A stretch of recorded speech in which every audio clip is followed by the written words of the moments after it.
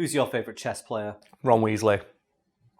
Chess is often called the sport of kings, which is presumably why throughout history some of the best players ever recorded were huge shitheads. Arguably the biggest and most lovable shithead from the world of chess is a guy called Paul Morphy, who quit the sport forever upon being crowned. Damn it, for fuck's sake, that stupid line! After being crowned. You know what? Put my takes of messing that line up so people know how difficult it is, and let's just talk about this guy. Upon being ground champion. Who quit upon being ground. Damn it. So why was Paul Morphy so good at chess? It probably has a lot to do with the fact he basically spent his entire childhood watching the game being played. And it's reported that he learned by watching and observing others and then obviously listening in on conversations they were having about it, learn the various intricacies of the game. And according to legend, the first time he ever touched a chessboard was when he saw his father and uncle playing, and he noticed his uncle make a move that obviously wasn't optimal, and he chastised his uncle and then rearranged the board and said, "Look, this is the move you should have made here to win," and then showed him how to win the game at 6 years old. So, yeah, at 6 years old, he was already able to strategize better than fully grown adults, and his parents recognizing this said let's nurture his talent for the game, and basically just sent him around all the chess halls at the time. Just play chess with every motherfucker you find, learn the game, hone your talent, develop your skills, and develop his skills he fucking did. So how did Paul Morphy continue to develop his chess playing skills? Well, just by playing against better and better opponents, and I presume by during puberty, just only moving diagonally, to really get into the mindset of a player. That's not the strongest joke I've ever written about chess. So I feel the need to defend myself now by saying the best one, which is about another chess grandmaster that's also on the Fact Fiend website. It is, he was so good at chess that he once sat down and a person 2 seats in front of him and 1 seat to the right stood up and gave him his wallet. And I think that's a really good chess joke. But also I like the idea of just a guy moving diagonally throughout puberty. So as if you're not awkward enough, your parents no, you need to master the game. Only move diagonally. Or only move like chess pieces do. It's what would be the worst chess piece I'll have to move like? So I'd say a pawn's difficult. You can only move 1 step and only forward. Unless you're going to start a fight with someone, then you can move diagonally 1 space. But I'm going to say it'd have to be the rook. You just have to run everywhere in a straight line. I think the bishop would be the hardest. Because imagine if there's a girl you liked, but she was slightly off your the place you could move. Are you saying in this diagonally past her? Are you saying in this scenario the world also operates on a grid system? The world is just The Sims, and just everything in front of you is a small grid. That'd be so tough, man.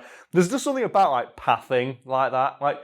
Humans have pretty good pathing, I'd say, because obviously there's a table in front of me right now and I could walk past that table. If I was a sim, I'd be trapped right now because we're talking Sims 1 Sims though. Yeah. Later Sims now, they can sort of do things. They can have a conversation whilst eating food. Oh, okay. But Sims 1 Sim, where they had to walk in square lines around everything. I once had a sim get stuck in bed because I bought a rug during the night, and he sat in bed all day screaming and got fired. So he just sat in bed crying and got fired, which I thought... We've all been there. Yeah, I thought, you know what, that's really realistic. It's one of those things where it was super unrealistic up until he got fired for crying on his own in bed. I went, you know what? It's gone all the way around to the point it is now actually realistic. It's like the point where you've got no food or no money and you have to sell your windows to buy pizza. It's I have had some really rough times playing this, and I've gone, oh no, it's too real. It's cutting too close to the bone, man. It's too close. Once where my sim just got a promotion at work, so I thought, I'll buy a new TV. And then he stayed up late so I was watching TV. He got fired the next day. And I had to sell the TV and buy a shitter one. It's no! It's the circle of life. Oh, God. That game's so good. Just crushing reality right there. Can you imagine if Sims can only move chess pieces? That'd be great. The funniest thing, I think, is when the Sims have to interact with each other and they walk towards each other, or one walks towards the other, and they stop and they rotate. Imagine if that happened in real life. Whenever anyone wanted to talk to someone, you walk at them and rotate towards each other. Yeah, because imagine if, in real life, when I went to talk to someone, I had to, turn slightly to the side. The thing we do in these videos with our stupid Lego man haircut. But, imagine if every time you had to do that, you were facing directly forwards and then you just had to rotate. On a little pivot rather than do it naturally. Oh, God, man, that game's so good. Oh, shit, we're talking about chess, aren't we? Right. So Morphy was skilled when he was young. Yes. And got better the more people he played, the older he got. Of course, yes. How good did he get? Well, by the time he was a teenager, he was able to be self-professed experts at chess. At their own game, we were 3 times his size and age. So clearly had at least a couple decades, maybe, if not more, experience playing chess at a higher level than he did, and he was able to beat them soundly. For example, there's a story about this time Morphy challenged this self-professed chess buff called General Winifred Scott to a game, and Scott quit 6 moves into the match, obviously after recognising, oh no, Morphy's going to beat me. He got 6 moves in and went, no, he's going to win. I can't beat this this child, basically. And he swore from that moment on, for the sake of my reputation and ego, I will never play this kid at chess again. I can understand that, because chess, they always say you're meant to think several moves ahead. So imagine, if Winifred could think 20 moves ahead, and he can see that Morphy's already 10 moves ahead of him. Yeah. There's nothing he can do, because everywhere he moves, Morphy's already moved his It's just piece. the idea, though, 6 moves in, he looks and I've lost. Yeah. That idea of, something like chess can go on for, days, months, years, sometimes, if you're playing by mail or some shit. And he just sat there and went, no, I've lost, done. And you know what? I respect that. I respect that level of giving upness. He just looks one down and goes, you know what? I've got shit to do today. I'm not going to spend my entire afternoon getting beasted on by this small child and just quit. I wish more people, especially experts on things, had that level of self-awareness and had the ability to admit to themselves, you know what? This guy's better. Imagine a boxing match or some shit where one punch is thrown and the guy's going, I'm done. No, that guy's going to win. I'm not taking 15 rounds of that shit. Done. Throwing him a towel. I do that in video games a lot, though. Rocket League, I think, is a good example. I can tell if the people I'm playing against are better than me, and if they are, I sit in the goal. Yeah, because I know that I can save their shots. It happens every now and again, Smash tournaments. Sometimes a guy will just pull off a combo so unbelievable that the other guy will just run off the edge. It's I know I'm going to lose. It's there is no, even if I might scrape back the win, I've lost on paper, I've lost, because that guy has just done a knee into mid-air falcon punch off the stage. I'm fucking done. No. It's just that idea of, I want to see it in real life. I want to see the equivalent of running off the stage in Smash in real life. I just want to see the boxer just collapse on his own, just of his own accord. Just imagine the footballers just walking off the pitch. No, just kicks the team are better. Kicks the ball into their own net and walks off the pitch. It is so good. It saves so much time. Do you know when you're watching a blowout is fun to watch. Every night, a 6-0 victory is fun. But at the same time, it's a foregone conclusion at that point. Just throw in the fucking towel. Just give up more. Big give up is the future of sporting, I feel. Well, we talked a few weeks ago about Ernie Shavers. Yes. His incredibly powerful boxing punches. Imagine getting into the ring with him in round 1. He hits you once and you go, fuck this. Yeah, done. Yeah, there's no way I'm doing that. There's no amount of money that can make me stand here and just take this punishment He's from just bruised my ribs. It's just, I want it to happen though. Do you know when you have meetings with your boss and they say, oh, where do you see yourself in 5 years? It's do you want to give up? Yeah. You know what? No, I'm done. I don't want to do this anymore. Just leave. I'm thinking of the context of famous sporting movies. Imagine Karate Kid, when Daniel San turns up at the competition, they see that he's learned. Yeah. And who's the villain in that one? It's Cobra Kai. Yeah, the Johnny. Cobra Kai. Imagine if he just looked at him and went, no. He's clearly trained. No, it's the moment when moment when you see him go into the crane stance. You just look over at your finger. No, I'm done. No, I'm not. I'm not being paid for crazy. It's I'll kick this. I'll fight any guy, hand to hand. But I'm not being paid to fight a guy who does that shit.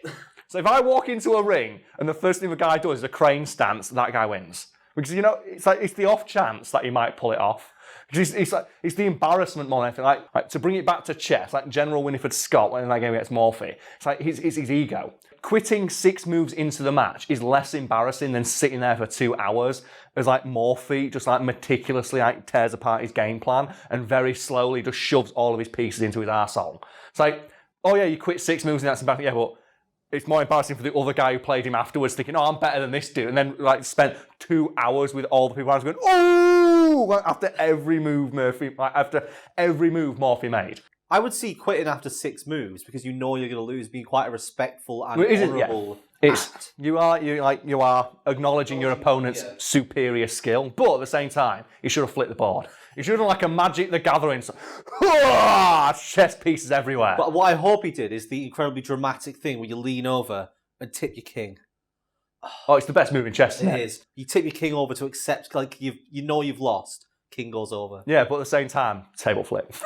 Magic-esque table flip would have been way better. And he's got to look the atypical guy you see in those videos where he's got like the big fucking oversized t-shirt on with like an anime girl on it, and he's like, "Rah!" And it's like a shitty little picnic table. It'd be funny if Morphe's already a few moves ahead and has glued the table down and the board down, so he tries to flip it, it won't move. He's so good at chess, he can predict even the freak out. So when he tries to do it, actually, the table's nailed down, all the pieces have had glue on the bottom. So he does it and nothing happens, and he looks like even more of a jackass. So imagine if you're that good at chess and you can predict all those moves ahead. So you just see him doing shit like, oh, he changes seat in a restaurant. He goes, how the fuck do you do that? And then it's like a satellite falls from the sky and lands there. It'll be that scene in On Stranger Tides when they try and make it out that Jack Sparrow is predicting everything several moves ahead by rearranging the room for his like encounter. Yeah. That'd be Morphe in real life. Like literally, he'd come downstairs in the morning and say hi to his wife, and he'll walk over and he'll take like a napkin, do that, and just put it on the floor. Yeah, and she'll be like, what's that? And then she'll spin around, knock a jar, and it'll land on the napkin. Well, I think that's like the moment in The Matrix, isn't it? Well, I think it'd be like the Oracle, where he says stuff like, oh yeah, don't worry about the vase, and like he knocks the vase over. So, oh no. Because, what's really going to annoy you though, is would you knock the vase over if I didn't mention it? I bet he did shit like that, because he had like, that like thing, like, adds up all the probabilities around him, like Terminator eyes. Winifred Scott was actually quite respectful in terms of how he reacted to knowing he'd lost. Yeah, he bowed down gracefully and acknowledged Morphe's skill.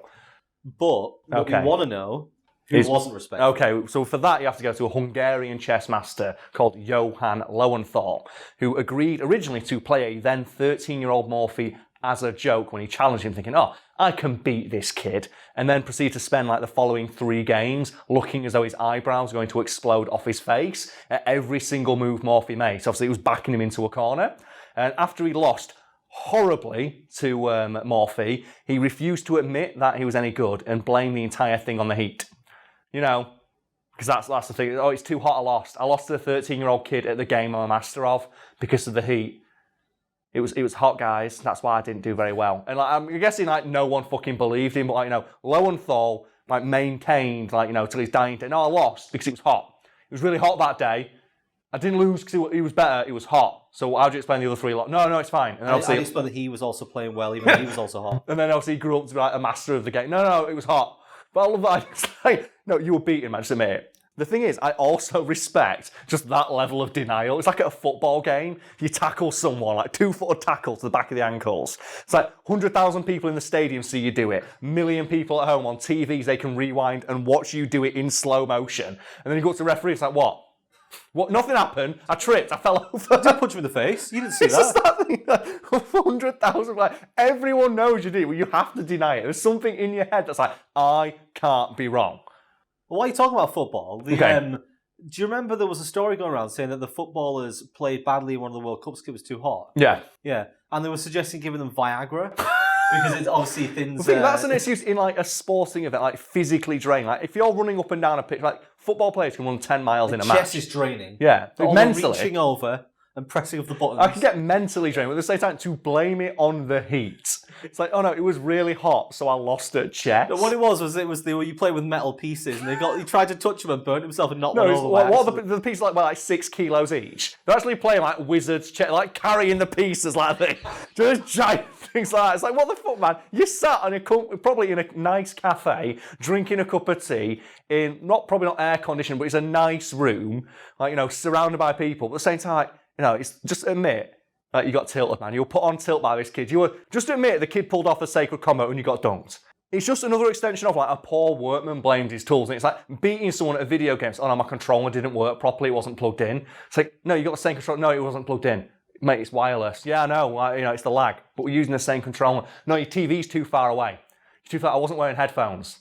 I was actually about to say I'm actually quite bad for that, but it's because whenever I lose at something, I like to figure out why. And occasionally the other guy's just better. Occasionally that turns into me going, I'm pretty sure that was because I did. Are you that guy? It wasn't my fault. He did this, or my teammate didn't do this. Are you one of those? And then I sit in silence and go, probably was me. Yeah. Were you that guy in the online game who every time he gets killed goes, that kill was bullshit?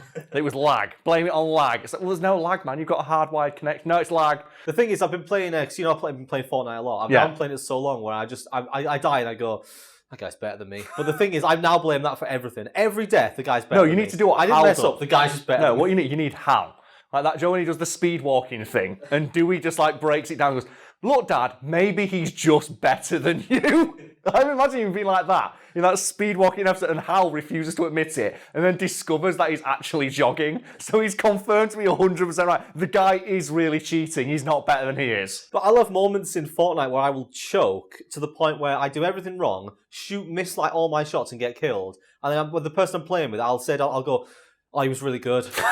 He just outplayed me. No, that's what it is, though.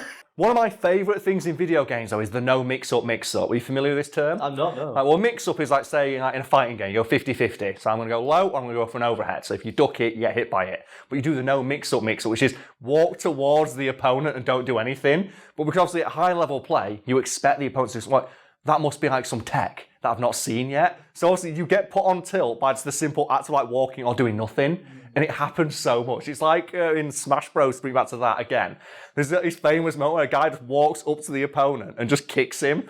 And the guy falls for it because like, I've never seen this tech before. I'm so used to high-level play. The idea of just walking up and punching me was something I never expected. There's a strategy in a lot of games just where you're meant to play badly, and people like obviously assume that you can't play the game, and then you just kill them. Well, that's why one of the hardest people, like when you play against someone who doesn't know how to play like a fighting game, it's so difficult to beat them because they don't play optimally, because they don't know what that is, which means they're hard to play against. When me and you played Soul Cal before, there were games I would win because you'd be like, you're not doing anything right. Yeah, you're not supposed to follow up. That move's unsafe, so I'd never like bother learning how to block it properly. Why'd you keep flying into the air as Yoshimitsu?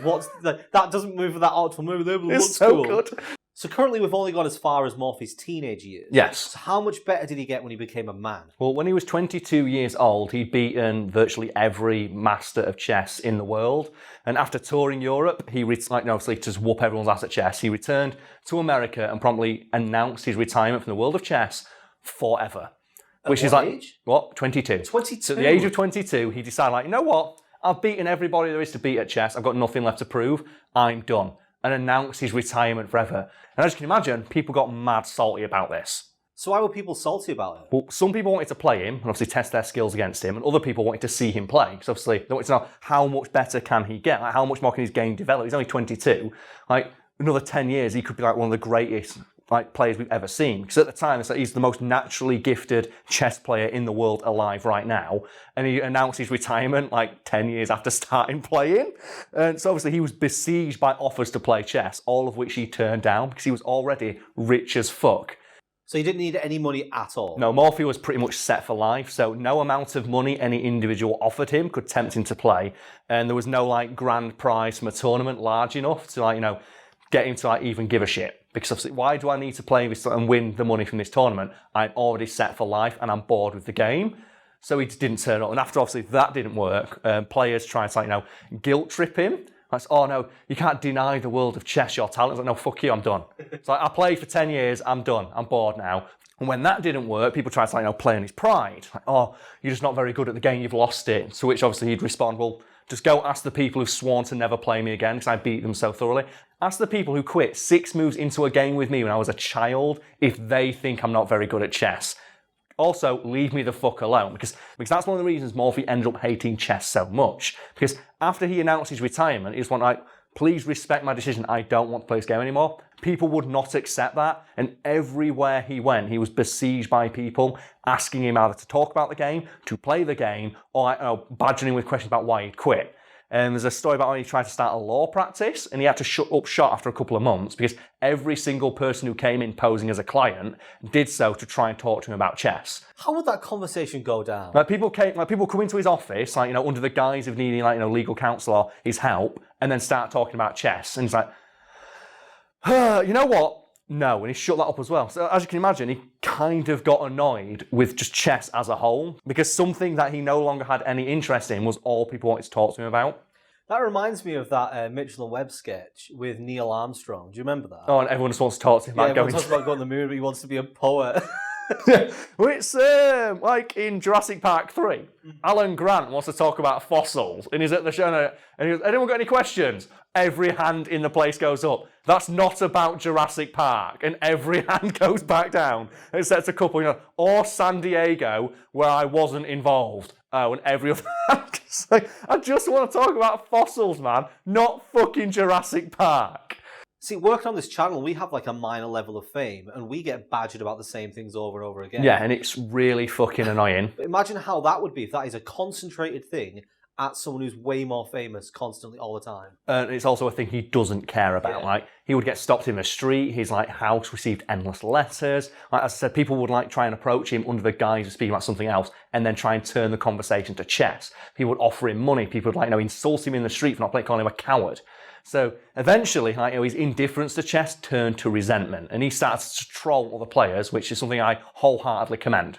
So what did he do to troll people? He just took the piss and he refused to take chess seriously. So on the few occasions he could be goaded into playing a friendly game of chess, what he'd do is he'd take half the pieces off the board and then still win. So obviously thus robbing the opponent of any sense of legitimacy if they actually managed to beat him, because he didn't beat them with a full board. And other times he would either blindfold himself or just face away from the board and shout out his moves, and get someone else to play them for him and beat the person that way to show why I'm this good, I don't need to I've got nothing to prove. So on the rare occasion someone managed to get to him with their insults or their taunts, he would do something like that to just thoroughly emasculate them and prove to everyone present why he didn't feel the need to play the game anymore. And that's just amazing, isn't it? Imagine you challenge someone, you're not very good at chess, you're a has-been, you're well past your prime. He sits down, turns his chair around, takes 3 pieces off the board and then starts calling out his moves and then still beats you. It's like, you'd never play again. You'd quit forever. And that's one of the reasons he did it, because obviously after that, the person in question would never try and question his skill again, and would usually to save face, would just disappear as far as Morphy was concerned. Are there any other things he would do? My favourite thing that Morphy would do later in life is he would turn up to chess halls. So obviously where everyone knew who the fuck he was. Oh God, is that Paul Morphy? Is that the dude? Yeah. I thought he was retired. No, I've heard that every now and then he plays friendly exhibition games. What's he going to do? And what he'd do is he'd sit down for a couple of hours drinking a cup of tea and they'd leave. Just knowing that the entire time he was in there, every motherfucker would be like, what's he going to do? Is he going to play a game? And everyone would approach him I'm sorry, I'm not doing anything today, and then leave, just to piss people off. And it reminds me of a great story. I think it's Picasso.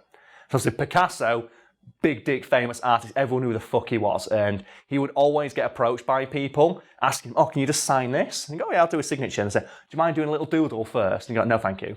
He refused to do that because he hated that, because there's a famous story about Picasso eating in a restaurant and the owner comes up and says, how about instead of paying the bill you just give me an autograph? And Picasso goes, yeah, that sounds fair, I'll do you a little autograph. And the owner asked, well, how about a little drawing as well? And Picasso responded, I want to pay my bill, not buy the restaurant. Because that sounded like his doodles were worth a fucking fortune and he knew it. And there's a story about one time a young girl met him. She knew that he was kind of a big deal, but obviously didn't know the full extent of how famous and successful he was. And obviously because of that, Picasso didn't mind doing her a drawing. So he drew her this little goat creature or something like that, handed it over to her and says, that's for you. And after he handed the drawing over, he just invited her to join him as he drew on those paper table covers and just turned it into a huge collage of doodles. Obviously this little girl's like, oh my God, that's so amazing. And then after the meal was finished, got an espresso and just tore it all up in front of the owner, who was just watching what was equivalent of thousands and thousands of pounds get torn into tiny pieces. And this little girl's like, I got a cool goat lady. I think the most recent example of someone doing something similar is Banksy. Yeah, where he had a painting go up for sale in a gallery. If you don't know this story, it's fucking brilliant. Banksy had a painting that was being auctioned off in this really big elaborate frame, and as the moment the gavel went down, the sale was confirmed, the frame, which actually contained a shredder, started shredding the painting. And it just shredded halfway, and apparently it's now worth more. Well, yeah, because it's got the story behind it. Yeah, all the well. notoriety. Yeah. But other stuff Banksy's done is a story he's told once I just stood on a street corner selling artwork. Do you know, as people do, and I was selling it for a tenner, 20 quid, just little doodles like that, and I got one sale all day, and it was off a young lad who recognised it. So, this is similar to that Banksy's work, I quite like that, I'll put it on my wall. And Banksy just told him, hold on to that, it'll be worth 10 grand tomorrow. And then obviously announced it in the press that he was there, and only one person had bought it, and now that kid had an original Banksy, because he appreciated it for its artistic merit, and not the fact it's a Banksy worth money. What's your favourite Banksy stunt?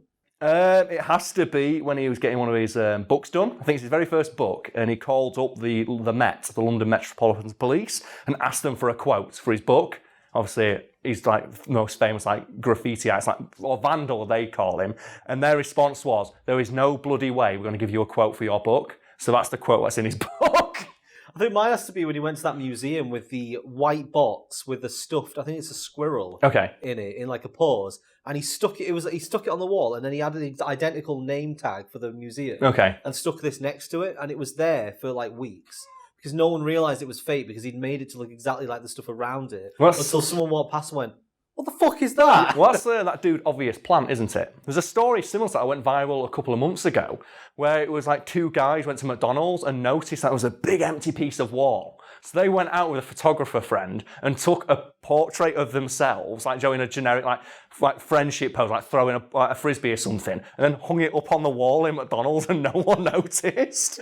I love shit like that. It's great. You'd think someone who worked there would have gone, "That painting wasn't there yesterday." Thing is, do you think anyone in McDonald's gives enough of a shit to care? And that's how you get away with stuff like, bring it back to Banksy, a famous quote from him, like, so how do you get away with like walking up to like, in the middle of a busy street and just painting something without anybody coming up and asking what you're doing or calling the police? And you know what he said? What? Just put on a high-vis jacket. If you put on a high-vis jacket, you are ironically invisible because everyone will just naturally assume that you're supposed to be there because the high-vis jacket just like conveys importance and people just like, "Oh, it's a workman just doing some work," and they don't care. By the time he's done, obviously, he's fucked off. And I love that shit. It's you see it a lot with, I think it's Frank Abagnale, the guy who Catch Me If You Can is based on, that famous con man. He just says, if you've got confidence, you can do pretty much anything, which obviously plays into where the word con man comes from. Confidence man, that's what it basically means. And so he says, "Oh yeah, I just stood outside like a bank once, wearing like a security guard's uniform, and there was a sign on the overnight check deposit box that just said, 'Oh, box is closed at night, please hand everything to security guard.' And he said, I don't get it. How can an overnight box be shut?" And people just came up and gave him their money and their checks, and he fucked off and just took it all. Because people obviously, they assume like a paper sign and a guy in a uniform just conveys authority. Well, we've got to listen to him.